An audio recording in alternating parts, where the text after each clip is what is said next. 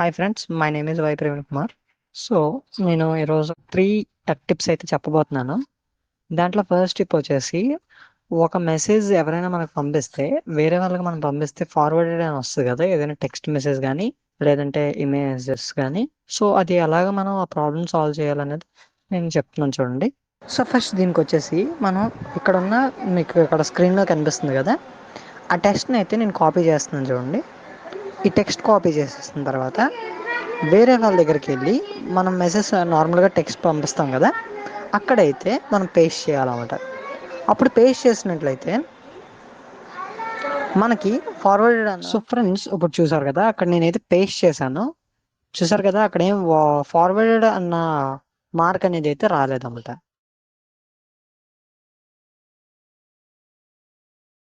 So ఇప్పుడు వేరే యొక్క ఛానల్ది లోగో అనేది ఎలా డౌన్లోడ్ చేసుకోవాలో స్టెప్ బై స్టెప్ అయితే మీకు చూపించబోతున్నాను.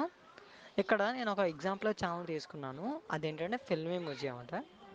ఇప్పుడు ఇది ఎంటర్టైన్మెంట్లో బాగా ఒక రేంజ్లో ఉంది కదా, కాబట్టి దాని యొక్క లోగో ఎలా డౌన్లోడ్ చేయాలో చెప్తున్నాను చూడండి.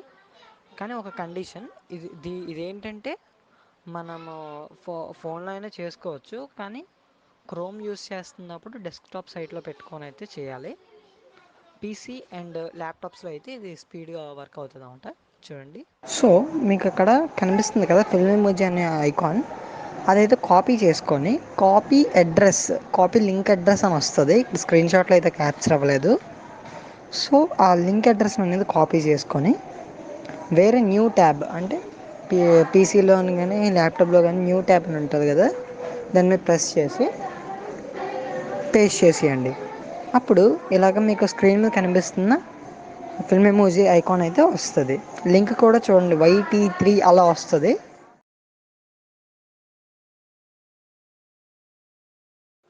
సో ఇప్పుడు నెక్స్ట్ ఏంటంటే, మనం ఇప్పుడు ఏదైనా ఫేవరెట్ బుక్ అనేది చూస్తాము, అది చదవాలని ఆసక్తిగా ఉంటుంది అంట. కానీ అది అమెజాన్ అలాంటి ప్లాట్ఫామ్స్లో చూస్తే 1000 రూపీస్ అలా ఉంటుంది కదా. అలాంటి బుక్స్ అన్నీ కూడా నేను ఒక వెబ్సైట్ చెప్తాను. అదేంటంటే, ఆ వెబ్సైట్లో ఫ్రీగా అయితే మీరు బుక్స్ అనేది కూడా చదవచ్చు. చూడండి, స్క్రీన్ రికార్డ్ అయితే చేస్తున్నాను అట్లా. సో ఫస్ట్ మనం అయితే గూగుల్ అయితే ఓపెన్ చేయండి. దాంట్లోనే openlibrary.org అని టైప్ చేయండి. ఇప్పుడు మీకు ఇక్కడ కనిపించినట్లయితే వెబ్సైట్ అయితే ఓపెన్ అయిపోద్ది. దీని యొక్క ఇంటర్ఫేస్ అయితే ఇలాగ ఉంటుంది, చూసుకోండి. ఇక్కడ బ్రౌజ్ అన్న దాని మీద క్లిక్ చేసి సబ్జెక్ట్స్ మీద, ఇక్కడ ఈ సబ్జెక్ట్స్ దగ్గర మిస్టరీ అండ్ డిటెక్టివ్ స్టోరీస్ అని నేను క్లిక్ చేస్తున్నాను. మీరు అక్కడ ఏ కేటగిరీ అయితే కనిపిస్తుందో ఆ కేటగిరీతో అయితే సెలెక్ట్ చేసుకోండి. ఇక్కడ హెచ్జి వెల్స్ అన్న ఒక బుక్ అయితే నాకు కనిపించింది. సో దాని మీద అయితే, దాని యొక్క కవర్ మీద అయితే ప్రెస్ చేయండి. సో ఇక్కడ నాట్ ఇన్ లైబ్రరీ అని అంటుంది. వాంట్ టు రీడ్ అని క్లిక్ చేసిన తర్వాత మీ జీమెయిల్ అయితే అక్కడ పేస్ట్ చేయండి. మీకు యాక్సెస్ అన్న జీమెయిల్